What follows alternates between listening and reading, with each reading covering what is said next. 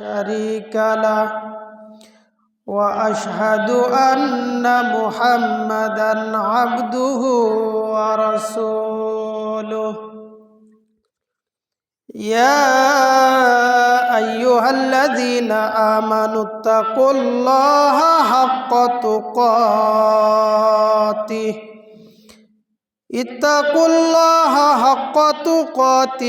ولا تموتن إلا وأنتم مسلمون يا أيها الناس اتقوا ربكم الذي خلقكم من نفس واحدة وخلق منها زوجها وبث منهما رجالا كثيرا ونساء واتقوا الله الذي تساءلون به والأرحام إن الله كان عليكم رقيبا يا أيها الذين آمنوا اتقوا الله وقولوا قولا سديدا يصلح لكم أعمالكم ويغفر لكم ذنوبكم ومن يطع الله ورسوله فقد فاز فوزا عظيما أما بعد فإن خير الحديث كتاب الله وخير الهدي هدي محمد صلى الله عليه وسلم وشر الأمور محدثاتها وكل محدثة بدعة وكل بدعة ضلالة وكل ضلالة في النار أعوذ بالله من الشيطان الرجيم بسم الله الرحمن الرحيم الحق من ربك فلا تكونن من الممترين وقال تعالى وإن تطع أكثر من في الأرض يضلوك عن سبيل الله إن يتبعون إلا الظن وإن هم إلا يخرصون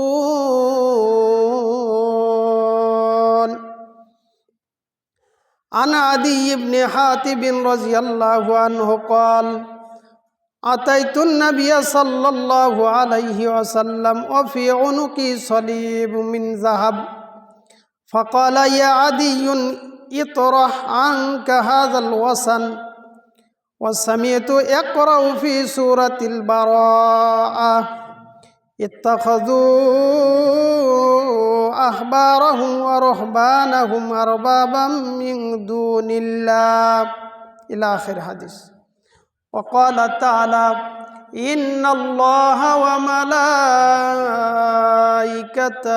يصلون على النبي يا أيها الذين آمنوا صلوا عليه وسلموا تسليما اللهم صل على محمد وعلى آل محمد كما صليت على إبراهيم وعلى آل إبراهيم إنك حميد مجيد اللهم بارك على محمد وعلى آل محمد كما باركت على إبراهيم وعلى آل إبراهيم إنك حميد مجيد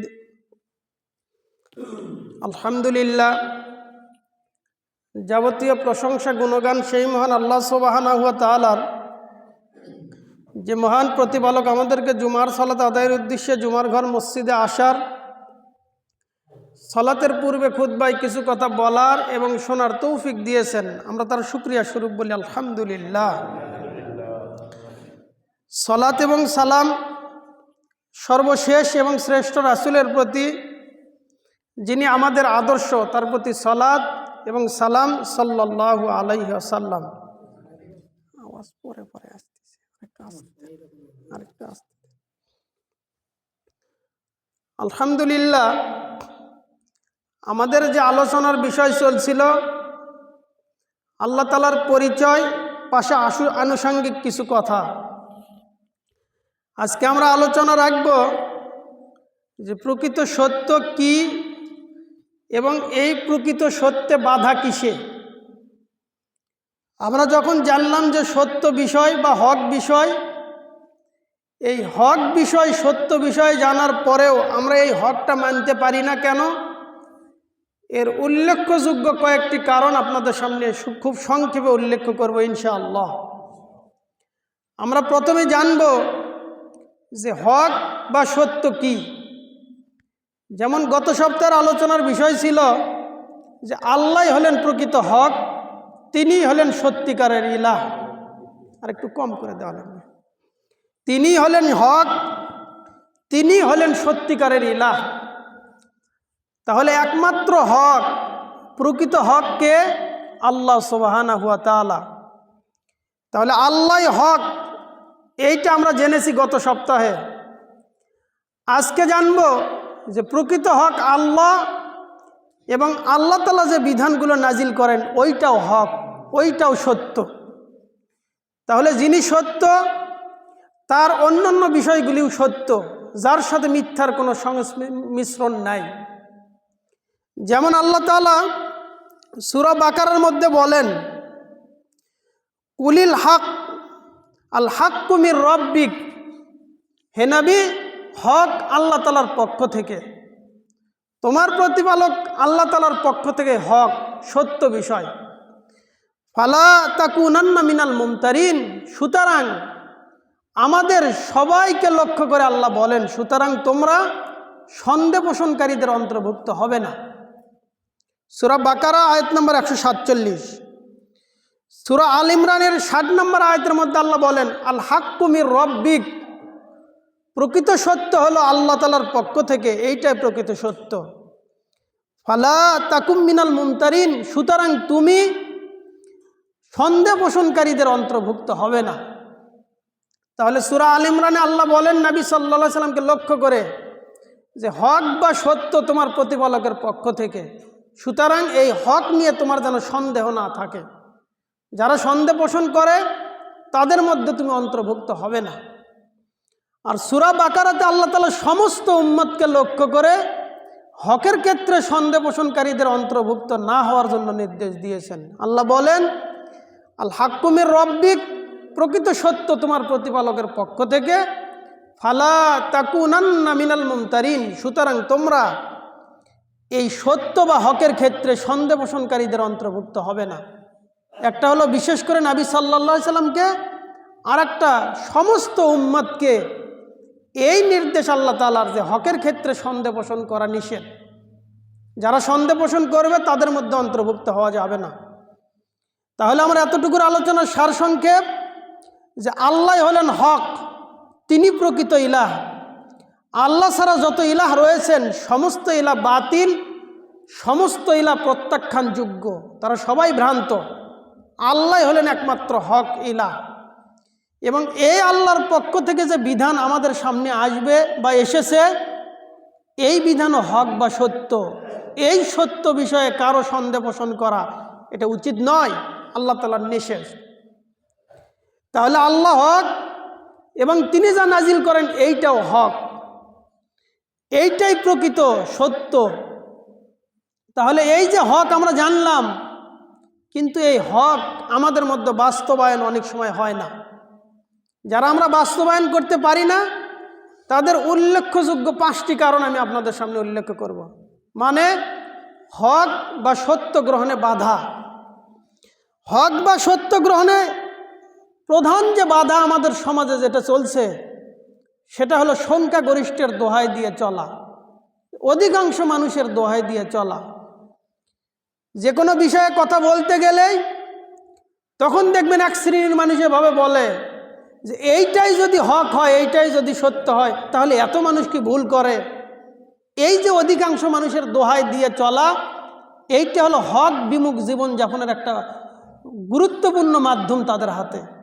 যে যদি বিষয়টা এরকম হয় তাহলে এত মানুষ কি করলো, এত মানুষ কি ভুল পথে আছে। আমি আপনাদের সামনে দেখাবো আল্লাহ তাআলা অধিকাংশ মানুষের সম্পর্কে কোরআনুল কারীমে কি বলেছে। একাধিক জায়গাতে আল্লাহ তাআলা অধিকাংশ মানুষের অবস্থা সম্পর্কে বর্ণনা করেছেন। এর মধ্যে সূরা আনআম এর 116 নম্বর আয়াত সম্পর্কে আল্লাহ বলেন, ওয়াইন তুতি আকসারা মান ফিল আরদ ইউদিল্লুকা আন সাবিলিল্লাহ। আল্লাহ তাআলা নবী মুহাম্মদ সাল্লাল্লাহু আলাইহি সাল্লামকে লক্ষ্য করে বলেন, হে নবী, আপনি যদি পৃথিবীর অধিকাংশ মানুষের অনুসরণ করেন তাহলে তারা আপনাকে আল্লাহ তাআলার পথ থেকে বিচ্যুত করে ফেলবে। যদি অধিকাংশ মানুষের দোহাই দিয়ে চলেন তাহলে আল্লাহ বলেন, ওয়াইন তুতি আকসারা মান ফিল আরদ ইউদিল্লুকা আন সাবিলিল্লাহ। আপনি যদি অধিকাংশ মানুষের অনুসরণ করেন তারা আপনাকে আল্লাহ তাআলার যে হক সত্য পথ, এই পথ থেকে বিচ্যুত করে ফেলবে। কেন? ইন ইয়াত্তাবিউনা ইল্লা যন ওয়া ইনহুম ইল্লা ইয়াখরুসুন। কারণ অধিকাংশ মানুষের চলাফেরা যেটা, তারা হলো ধারণার ভিত্তিতে কথা বলে, আন্দাজ অনুমানের ভিত্তিতে কথা বলে। তাদের কথাই চলবে এভাবে যে তাহলে এত মানুষ কি করে, সব মানুষের মুখে এই কথা, তাহলে এত মানুষ কি করে। এখন যদি তাদেরকে বলা হয় এত মানুষ কি করে, তো সবার মুখে যদি একই কথা হয় যে এত মানুষ কি করে, এত মানুষ কি করে, তাহলে আপনারাই বলেন যে এত মানুষ কি করে। মানে সবার মুখে এই কথা যে এত মানুষের চিন্তা ভাবনা কি, সংখ্যাগরিষ্ঠর তাহলে অবস্থান কোথায়। এভাবে চলছে সমাজের গতি। আল্লাহ তাআলা সূরা ইউনূসের 36 নম্বর আয়াতের মধ্যে বলেন, ওয়ামা ইয়াত্তাবিউ আকসারুহুম ইল্লা যন্না। অধিকাংশ মানুষের চলাফেরা হলো তারা অনুমান, ধারণা, আন্দাজের ভিত্তিতে চলাফেরা করে। ইন্নাজ যন্না লা ইগনি মিনাল হাক্কি শাইআ। আর হকের ক্ষেত্রে, প্রকৃত সত্যের ক্ষেত্রে মানুষের ধারণার কোনো গ্রহণযোগ্যতা নেই। হকের ক্ষেত্রে, প্রকৃত সত্যের ক্ষেত্রে ধারণা বা আন্দাজ অনুমানের কোনো মূল্য নেই, মূল্যহীন। আল্লাহ বলেন, লা ইগনি মিনাল হাক্কি শাইআ। হকের ক্ষেত্রে ধারণার সামান্য পরিমাণ মূল্য নেই, যেইটা হক ওইটাই হক। ওয়া ইনহুম ইল্লা ইয়াখরুসুন ইন্নাল্লাহা আলিমুম বিমা ইয়াফআলুন। আর তাদের যে কর্মকাণ্ড, তাদের যে চিন্তাধারা, এটা সম্পর্কে আল্লাহ তাআলাই ভালো জানেন। সূরা ফুরকান এর 44 নম্বর আয়াত, এরপরে সূরা নাজম এর 28 নম্বর আয়াত, কাছাকাছি আয়াত, যে অধিকাংশ মানুষের চলাফেরা হলো এইটা, তারা অনুমান, আন্দাজ, ধারণার ভিত্তিতে চলাফেরা করে। এখন যারা অধিকাংশের দোহাই দিয়ে চলে, তাদের যদি এতটুকু বিবেক খুলতো যে আমরা যে অধিকাংশের দোহাই দিয়ে চলি, তো অধিকাংশ মানুষ কোন পথে চলছে, তারা যেটা আমল করছে এটা কি ঠিক না ঠিক নয়, তাহলেই সত্য বিষয় বের হয়ে আসতো। আল্লাহ তাআলা কোরআনুল কারীমে অধিকাংশ মানুষের অবস্থা সম্পর্কে প্রায় 14টি অবস্থান তাদের উল্লেখ করেছেন। আমি সবগুলি আয়াতের সার সংক্ষেপ আপনাদের সামনে উপস্থাপন করব। সূরা ফুরকান এর 44 নম্বর আয়াতে আল্লাহ বলেন, আম তাহসাবু আন্না আকসারুহুম ইয়াসমাউন আও ইয়াকিলুন। হে নবী, আপনি কি একথা ধারণা করেন, আপনি কি একথা বিশ্বাস করেন যে অধিকাংশ মানুষ শোনে এবং বোঝে? এই পৃথিবীর অধিকাংশ মানুষই তারা কি শোনে এবং বোঝে? আপনি কি এটা ধারণা করেন? ইনহুম ইল্লা কাল আনআম। পৃথিবীর অধিকাংশ মানুষ হলো চতুষ্পদ প্রাণীর মতো। তাহলে পৃথিবীর অধিকাংশ মানুষের অবস্থা কি? তারা চতুষ্পদ প্রাণীর মতো, তারা শোনেও না, তারা বোঝেও না। বাল হুম আদাল্লু সাবিলা। বরং তারা আল্লাহ তাআলার সত্য পথ থেকে বিচ্যুত, বরং তারা আল্লাহর সত্য পথে নাই। কিতাবুন ফুসসিলাত আয়াতু, আল্লাহ তাআলার যে আয়াত, আল্লাহ এই আয়াতকে তার কিতাবে বিস্তারিত বর্ণনা করেছেন। কোরআনান আরাবিয়্যান লিকওমি ইয়ালামুন, যারা জ্ঞানী, যারা জানে বোঝে, তাদের জন্য আল্লাহ তাআলা কোরআনকে আরবি ভাষায় নাজিল করে দিয়েছেন। কিন্তু অধিকাংশ মানুষই এই কোরআন, এই যে সত্য বিধান, সত্য দিন ইসলাম, অধিকাংশ মানুষ তা শোনেও না, অধিকাংশ মানুষ বোঝারও চেষ্টা করে না। যারা শোনেও না, যারা বোঝেও না, আল্লাহ তাদেরকে চতুষ্পদ প্রাণীর সাথে উদাহরণ দিয়েছেন। যেমন সূরা আরাফে আল্লাহ বলেন, ওয়ালাকাদ যারা'না লি জাহান্নামা কাসীরাম মিনাল জিন্নি ওয়াল ইনস, আমি অধিকাংশ মানুষ এবং জিন দিয়ে জাহান্নামকে পরিপূর্ণ করব। লাহুম কুলুবুন লা ইয়াফকাহুনা বিহা, যাদের অন্তর আছে বোঝে না। ওয়ালাহুম আয়ুনুন লা ইউবসিরুনা বিহা, তাদের চোখ আছে তারা দেখে না। ওয়ালাহুম আযানুন লা ইয়াসমাউনা বিহা, যাদের কান আছে শোনে না। উলাইকা কাল আনআম, এরা চতুষ্পদ প্রাণীর মতো। বালহুম আদল, অথবা চতুষ্পদ প্রাণীর চাইতে আরো নিম্ন। উলাইকা হুমুল গাফিলুন, এরা হলো গাফেল, এরা হলো অমনোযোগী সম্প্রদায়। আল্লাহ তাআলা সূরা হজ এর ৪৬ নম্বর আয়াতের মধ্যে বলেন, আফালাম ইয়াসিরু ফিল আরদ, যদি তারা জমিনে সফর করত, ভ্রমণ করত, ফাতাকুনা লাহুম কুলুবুন ইয়াকিলুনা বিহা, তাহলে তাদের যে অন্তর, এটা বোঝার মতো অন্তর হয়ে যেত। আও আযানুন ইয়াসমাউনা বিহা, তাদের যে কান, এটা শোনার মতো কান হতো। ওয়ালাকিন তা'মাল কুলুব, তাদের যে চোখ, তাদের চোখ তো অন্ধ নয়, বরং তাদের অন্তর তালাবদ্ধ। আল্লাতী ফিস সুদূর, যেই অন্তর তাদের রয়েছে বক্ষপেঞ্জে, বুকে, অন্তরে তাদের তালাবদ্ধ, যার কারণে তারা দেখেও না দেখার ভান করে চলে, তারা শুনেও না শোনার ভান করে চলে। তাদের অন্তর তালাবদ্ধ হয়ে আছে। কেন? অধিকাংশ মানুষের দোহাই দিয়ে তারা চলবে, তারা হককে পাশ কেটে চলে। কিভাবে? তাহলে এত মানুষ কি ভুল পথে আছে? আল্লাহ তাআলা বললেন, হে নবী, আপনি কি মনে করেন যে অধিকাংশ মানুষ শোনে এবং বোঝে? আল্লাহ তাআলা সূরা নিসার ৪১ নম্বর আয়াতের মধ্যে বলেন, ফাআরাদ আকসারুহুম ফাহুম লা ইয়াসমাউন, তারা তো হক থেকে মুখ ফিরিয়ে চলে, তারা সত্য বিষয় থেকে পাশ কাটিয়ে চলে, বরং তারা হক এই সম্পর্কে শোনেই না। তাদের কানে সিলমোহর লাগানো রয়েছে, তাদের অন্তরে সিল রয়েছে, সিলমোহর আল্লাহ লাগিয়ে দিয়েছেন। তারা হক বা সত্য শোনার পরেও না শোনার ভান করে চলে, তারা অজুহাত দিয়ে চলে, দোহাই দিয়ে চলে। তাহলে এইটা একটা বৈশিষ্ট্য। আল্লাহ অধিকাংশ মানুষের সম্পর্কে বললেন যে তারা শোনেই না, অথচ আমাদের কান রয়েছে, আমাদের চোখ রয়েছে, আমরা দাবি করি যে আমরা শুনি, আমরা বুঝি, আমরা শিক্ষিত। আমরা কি কম বুঝি? তার মানে বোঝার যে কমতি আছে এইটাই সে বোঝে না, যে আমার বোঝার ত্রুটি রয়েছে, আমার বোঝার ভুল আছে, এইটা সে অনুধাবন করে না, এইটা সে মানতেই চায় না। তাহলে আল্লাহ তাআলা অধিকাংশ মানুষের কি সম্পর্কে কি বলেছেন? লা ইয়াসমাউন, তারা শোনেই না, তাদের কানে মোহর লাগিয়ে দিয়েছেন আল্লাহ তাআলা। তাহলে অধিকাংশ মানুষের দোহাই দেওয়া, অথচ অধিকাংশ মানুষ সম্পর্কে আল্লাহ তাআলার ঘোষণা যে তারা শোনেই না। এক। ২ নম্বর, আল্লাহ তাআলা অধিকাংশ মানুষের সম্পর্কে কোরআনে বলেন একাধিক আয়াত, প্রত্যেকটা পয়েন্টে একাধিক আয়াত। আমি শুধু প্রত্যেকটা পয়েন্ট থেকে একটা করে আয়াত আপনাদের সামনে উল্লেখ করব। সূরা নিসা, সূরা মাইদার ১০৩ নম্বর আয়াতে বলেন, ও আকসারুহুম লা ইয়াকিলুন, পৃথিবীর অধিকাংশ মানুষের অবস্থা যে তারা অনুধাবন শক্তি তাদের নেই, তারা অনুধাবন করে না, তাদের বোধগম্য হয় না। ৩, অধিকাংশ মানুষ সম্পর্কে আল্লাহ বলেন ওয়ালাকিন্না আকসারুহুম লা ইয়ালামুন, পৃথিবীর অধিকাংশ মানুষ যারা জানে না, যাদের জ্ঞান নেই, যারা মূর্খ। কোরআনে অন্যত্র আল্লাহ বলবেন, সামনে আয়াত আসবে যে তারা জাহেল, তারা মূর্খ, তারা অজ্ঞ, অথচ তারা নিজেদেরকে দাবি করবে আমরা শিক্ষিত। তাহলে অধিকাংশ মানুষের দোহাই দিয়ে হককে পাশ কেটে চলা এইটা দলিল নয়, বরং অধিকাংশ মানুষ যারা, তাদের সম্পর্কে আল্লাহ বলেন লা ইয়াসমাউন, তারা শোনেই না। আল্লাহ বলেন লা ইয়াকিলুন, তারা অনুধাবন করে না। আল্লাহ তাআলা বলেন লা ইয়ালামুন, তারা জানেই না। ৩। ৪ নম্বরে আল্লাহ বলেন ওয়ালাকিন্না আকসারুহুম ইয়াজহালুন, অধিকাংশ মানুষ হলো অজ্ঞ, অধিকাংশ মানুষ হলো মূর্খ। আমি গত জুমাতেও বলেছিলাম যে অজ্ঞ এবং মূর্খ, অজ্ঞ মূর্খ আর শিক্ষিতের মধ্যে একটা পার্থক্য রয়েছে। একজন মানুষ MBBS ডাক্তার হলেই সে শিক্ষিত নয়। একজন মানুষ বোখারি পড়াতে পারলেই যে সে শিক্ষিত, এটা জরুরি নয়। শিক্ষিত কে?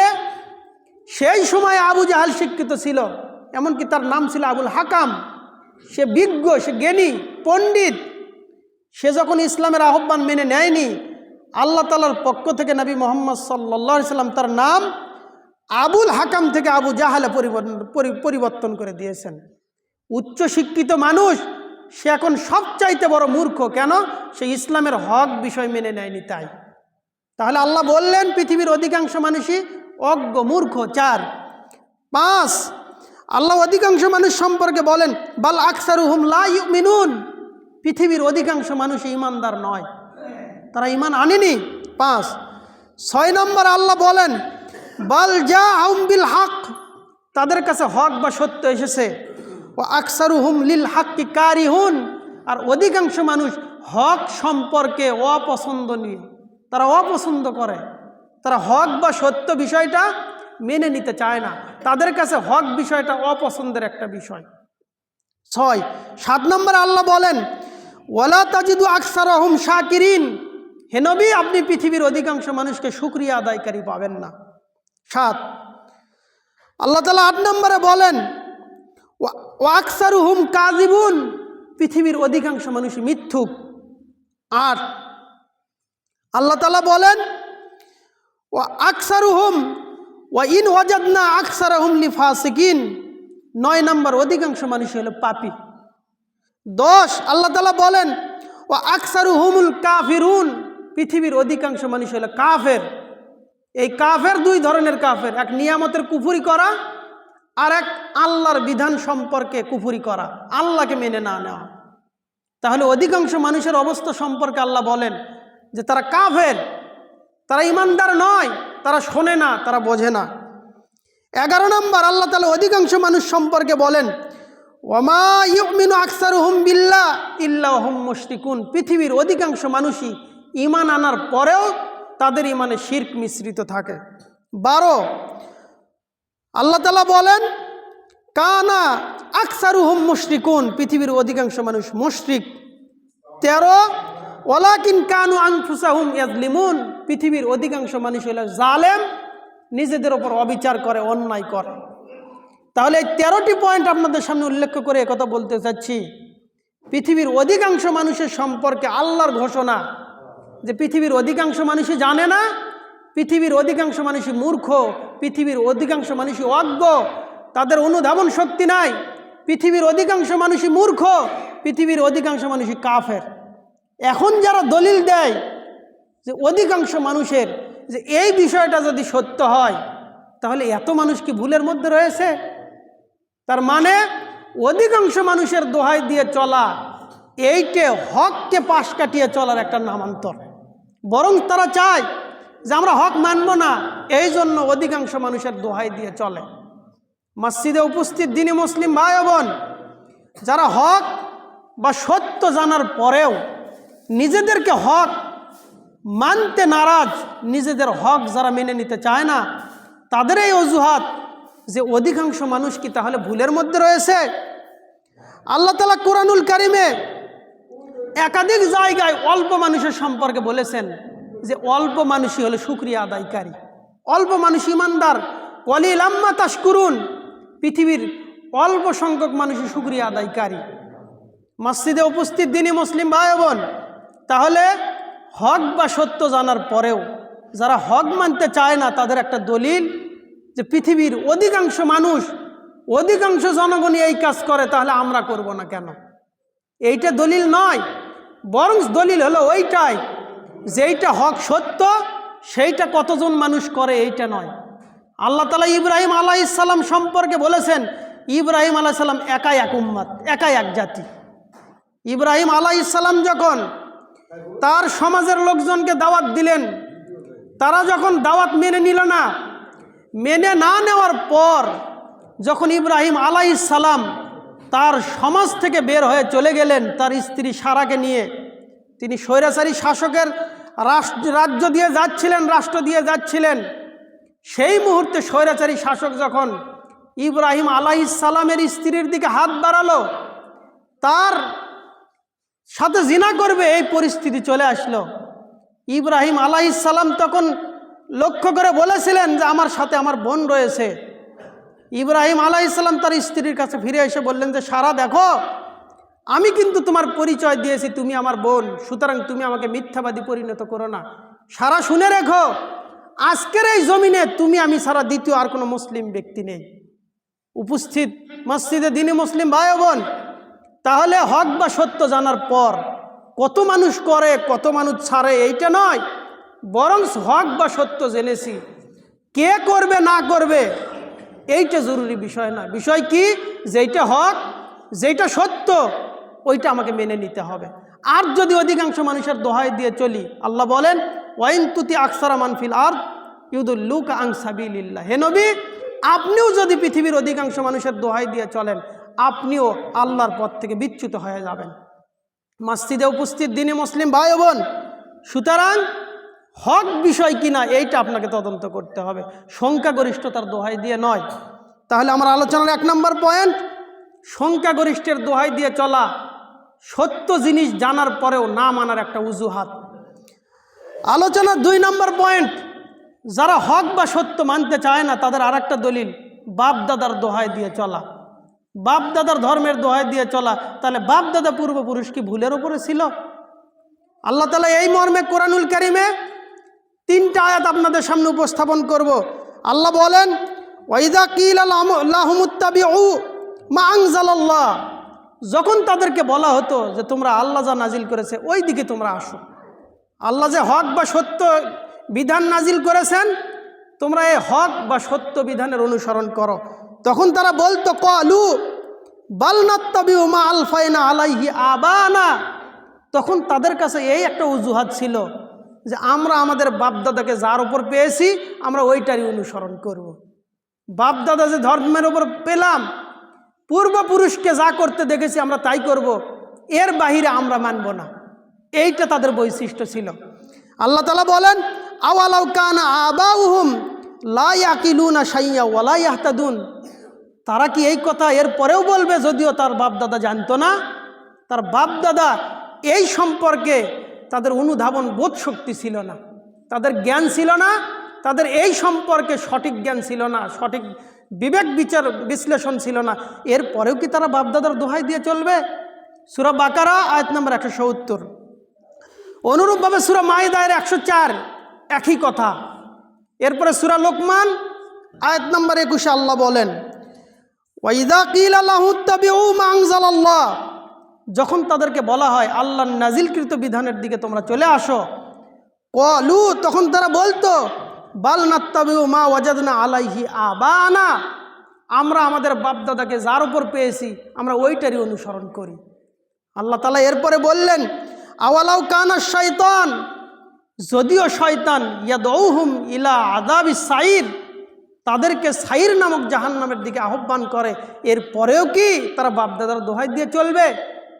বাপদাদার দোহাই দিয়ে চললে সঠিক ইসলাম মানা যায় না। বাপদাদার ধর্মের দোহাই দিয়ে চললে নবী মুহাম্মদ সাল্লাল্লাহু আলাইহি সাল্লাম মক্কাতে ইসলামের দাওয়াত দিতে পারত না। তিনি যখন হীরা গুহায় তার উপরে কোরআন নাজিল হওয়া শুরু হলো, তিনি যখন আসলেন খাদিজা রাদিয়াল্লাহু আনহার কাছে এই ঘটনা বর্ণনা করলেন। খাদিজা রাদিয়াল্লাহু আনহা তাকে সান্ত্বনা দিয়ে বলেছিলেন কখনোই নয়, আপনি অপমানিত হবেন না, আপনি লাঞ্ছিত হবেন না, আপনার কাছে যে ওহী এসেছে এটা সত্য, কারণ আপনি অসহায় মানুষদের ব্যবস্থা করেন, যাদের সহযোগিতার প্রয়োজন তাদেরকে সহযোগিতা করেন, আপনি আত্মীয়তার সম্পর্ক ঠিক রাখেন, যাবতীয় মানুষের প্রয়োজনে আপনি প্রয়োজন মিটিয়ে কাজ করেন। সুতরাং আপনার উপরে যে দিন ইসলাম, এই ইসলাম সত্য, এই সত্য ইসলামে আপনি অবশ্যই অবশ্যই বিজয় হবেন। মসজিদে উপস্থিত দিনী মুসলিম ভাই বোন, নবী মুহাম্মদ সাল্লাল্লাহু আলাইহি সাল্লাম যদি কথা বলতো যে আমার বাপদাদা যে ধর্মের উপরে রয়েছে তার ধর্ম কি আমাকে মানতে হবে, তাহলে তিনি ইসলামের দাওয়াত দিতে পারতেন না। ইব্রাহিম আলাইহিস সালাম তার জাতির সামনে যখন দাওয়াত দিলেন, তার বাবা তার সমাজকে দাওয়াত দিলেন, তখন তার সমাজের লোকজন এই কথা বলেছিলেন ক্বালু ওয়াজাদনা আবানা লাহা আবিদিন, ইব্রাহিম তুমি যে মূর্তির বিরোধিতা করো, তুমি যে মূর্তির বিরোধিতা করো, আমরা আমাদের বাপদাদাকে এই মূর্তি পূজা করতে দেখেছি ইব্রাহিম, সুতরাং আমরা এই মূর্তি পূজার ওপরই থাকব। মুসা আলাইহিস সালাম যখন তার জাতির সামনে দাওয়াত দিলেন, ফিরাউনের সামনে দাওয়াত দিলেন, ফিরাউন তখন এই কথা বলেছিলেন যে হে মুসা, তুমি যে দাওয়াত পেশ করো, এই দাওয়াত যদি এরকম হয়, তোমার রব যদি এরকম হয়, তাহলে ফামা বালুল কুরুনিল উলা, আমার বাপদাদার কি অবস্থা হবে, আমার বাপদাদা আমার পূর্বপুরুষ যারা রয়েছে তাদের কি অবস্থা হবে হে মুসা। তাহলে হক বা সত্য মেনে না নেওয়ার একটা গুরুত্বপূর্ণ পয়েন্ট যে বাপদাদার দোহাই দিয়ে চলা। বাপদাদার দোহাই দিয়ে চললে প্রকৃত ইসলাম কেউ পাবে না। তার কারণ ইসলাম এসেছে সেই মক্কা মদিনা থেকে।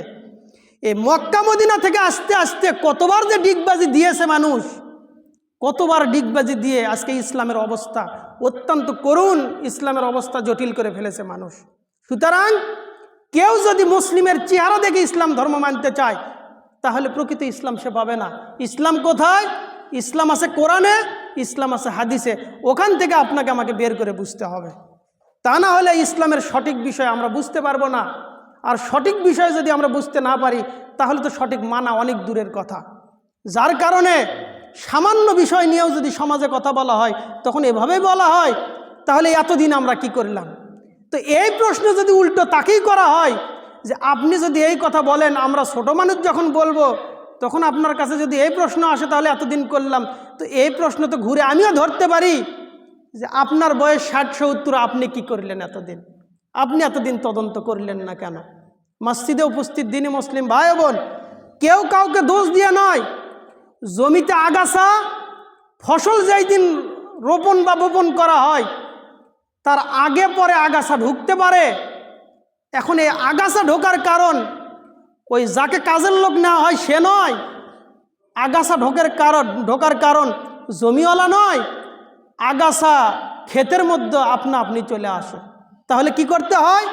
যখনই আগাছা মাথাচাড়া দিয়ে উঠবে তখনই মূল ফসলকে ঠিক রেখে আগাছাগুলো আউট করে দিয়ে দিতে হবে। এইটাই তো বুদ্ধিমানের পরিচয়। একটা পাট ক্ষেত, যখন আমরা পাট জমিতে বীজগুলো বপন করি তখন পাট গাছের সাথে সাথে ঘাসও ওঠে। এমনকি ঘাস যদি নাও হয়, পাট গাছ এত পরিমাণ হয় যে পাট গাছকে এবার ঘাস হিসেবে ওখান থেকে উপরে ফেলে দিতে হয়। কেন? এগুলো প্রয়োজনের অতিরিক্ত ঘাস হয়ে গেছে তাই, পাট গাছ হয়ে গেছে তাই।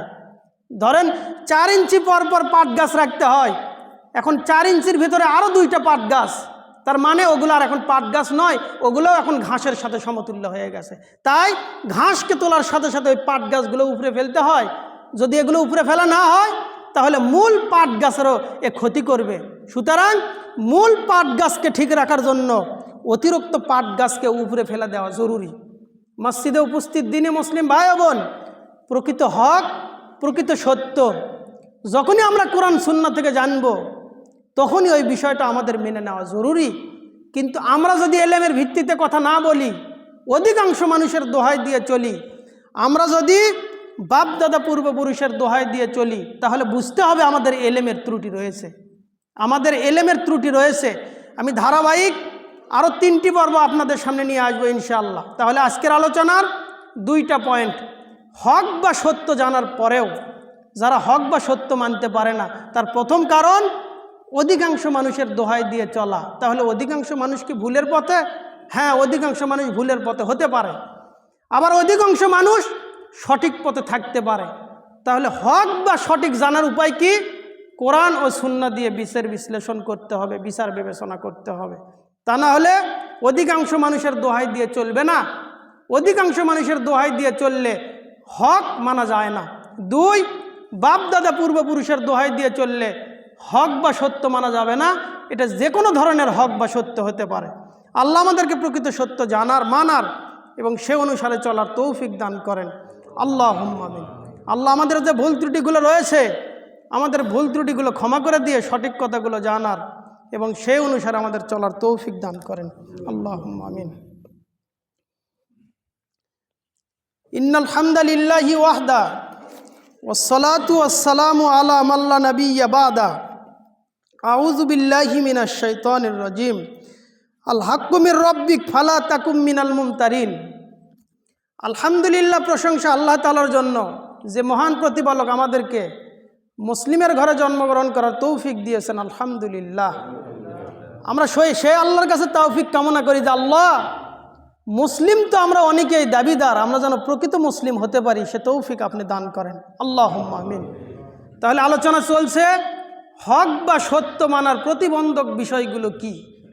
আমরা যখন জানবো হক বা সত্য, তখন এই হক বা সত্য কিছু মানুষ পাশ কেটে চলবে। তাদের 1 নম্বর দলিল অধিকাংশ মানুষের দোহাই দিয়ে চলা। 2, হক বা সত্য না মানার 2 নম্বর কারণ পূর্বপুরুষের দোহাই দিয়ে চলা। 3, আলেমদের দোহাই দিয়ে চলা। দলিল সামনে জুমায় আল্লাহ হায়াতে বেঁচে রাখলে আবার আলোচনা হবে ইনশাআল্লাহ। 4, নেতৃস্থানীয় ব্যক্তিবর্গ যারা সমাজের মোরাল দায়িত্বশীল, যাদের সামনে সাধারণ জনগণ কথা বলতে পারে না, যারা অন্যায় করলেও মেনে নিতে হয়, যাদের চলাফেরার মধ্যে ত্রুটি থাকলেও সাধারণ জনগণ নিরুপায় হয়ে তাদের দিকে তাকিয়ে থাকতে হয়। এরা কারা? এদের কারণে হক বা সত্য মানতে বাধা। 4 নম্বর পয়েন্ট। 5 নম্বর, যারা নফসের অনুসরণ করবে, নিজেদের মন মতো চলবে, তারাও হক বা সত্য মানতে পারবে না। সামনে সপ্তাহে ইনশাআল্লাহ বাকি 3 পয়েন্টের ওপর আলোচনা চলবে। আল্লাহ আমাদেরকে সঠিক কথাগুলো জানার, বোঝার এবং সে অনুসারে চলার তৌফিক দান করেন। আল্লাহুম্মা আমিন। আল্লাহ, আমরা যারা কথা বলি আমাদেরকে সঠিক কথাগুলো বলার তৌফিক দান করেন। আল্লাহুম্মা আমিন। আর আমরা যারা শ্রোতা রয়েছি, মুসল্লি রয়েছি, আমরা যেন আমাদের যাবতীয় আদব রক্ষা করে আমরা এই কথাগুলো সঠিকভাবে শুনতে পারি এবং সে অনুসারে আমাদের জীবনে বাস্তবায়ন করতে পারি। আল্লাহ সে তৌফিক দান করেন। আল্লাহুম্মা আমিন। হক মানতে যে সমস্ত বিষয় বাধা, এই বাধাগুলো অতিক্রম করে আমরা যেন প্রত্যেকে আপন আপন অবস্থান থেকে হক বা সত্য মানতে পারি। আল্লাহ সে তৌফিক দান করেন। আল্লাহুম্মা আমিন। এই বলে আজকের খুতবার সংক্ষিপ্ত আলোচনা এখানে শেষ করলাম। আল্লাহ, আমরা যারা অসুস্থ